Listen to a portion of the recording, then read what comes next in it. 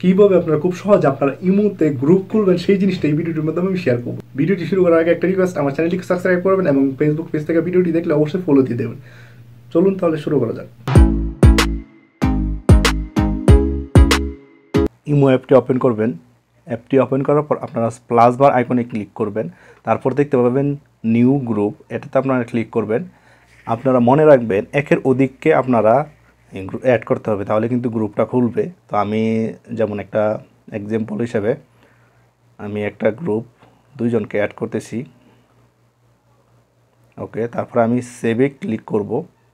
তো দেখতে পাবেন গ্রুপটা অটোমেটিক্যালি খুলে যাবে। এখন এই যে দেখতে পাচ্ছেন গ্রুপটা কিন্তু অলরেডি খুলে গেছে গা। এখন আমি এটার ভিতরে গিয়ে গ্রুপে নাম, তারপরে ফটো বা সব কিছু আমি চেঞ্জ করতে পারবো, বা গ্রুপের মেম্বারকে আমি অ্যাডমিন বানিয়ে দিতে পারবো। তারপরে আপনার গ্রুপটা আবার রিমুভও করতে পারবো। দেখতে পাচ্ছেন গ্রুপটা থেকে আমি বেরিয়ে যেতে পারবো। তারপর আমি অন্যজনকেও আমি চাইলে গ্রুপটা থেকে রিমুভ করতে পারবো।